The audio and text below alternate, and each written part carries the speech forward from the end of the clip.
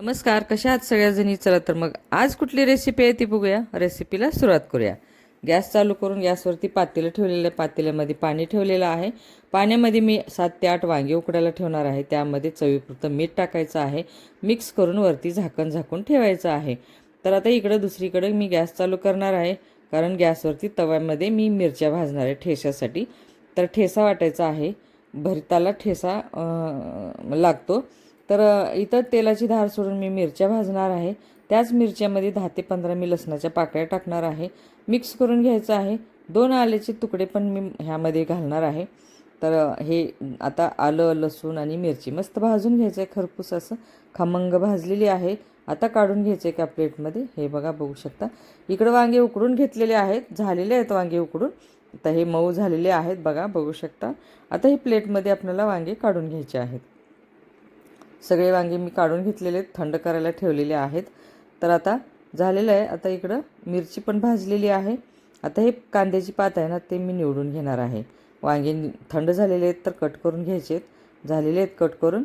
आता हे पात पण चिरून घेतलेले, पातीचा कांदा चिरून घेतलेला आहे. ही मिरची आहे. हे एक टोमॅटो चिरून घेतलेले आहे मिक्सरला. आता हे हिरव्या मिरचीचा ठेचा करून घ्यायचा आहे. हे बघा, बघू शकता. तर झालेलं आहे. तर हे ठेचा करून घ्यायचा आहे. इकडे गॅस चालू करायचा आहे. गॅसवरती कढई ठेवायची आहे. कढईमध्ये तेल घालून घ्यायचं आहे. तेल तापलं की जिरे मोहरी टाकायची आहे. जिरे मोहरी तडतडली की कांदा टाकायचा आणि मग कढीपत्ता टाकलेला आहे. कांदा मऊ झाला की आपल्याला ह्यामध्ये टोमॅटो टाकायचा आहे. इथं ठेचा वाटून घेतलेला आहे बघा, बघू शकता. आता ह्यात कांद्याच्या ह्याच्यामध्ये टोमॅटो टाकलेला आहे. टोमॅटो मऊ झालं की आपल्याला कांद्याची पात टाकायची आहे. कांद्याची पात मऊ झाली की आपल्याला ह्यामध्ये शेंगदाण्याचं कूट टाकायचं आहे. बघू शकता, कांद्याची पात आहे ना, ते परतून घेतलेले आहे. आता हे शेंगदाण्याचं कूट, हळद, हिरव्या मिरचीचा ठेचा, चवीपुरतं मीठ हे सगळं घालून मिक्स करून आपल्याला परतून घ्यायचं आहे.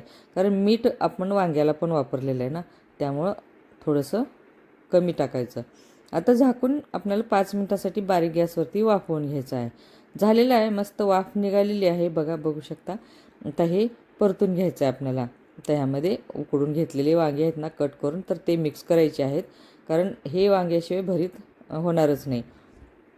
तर आता हे वांगे मिक्स केलेले आहेत आणि आता वरतून कोथिंबीर घातलेली आहे. मस्त एकजीव करून घ्यायचं आहे, सगळं मिक्स करून घ्यायचं आहे आता हे. आणि 2 मिनिटासाठी आपल्याला हे झाकून ठेवायचं आहे. आणखीन वाफ काढायची आहे, तरच आपल्याला भरीत खाण्यासारखं होणार आहे.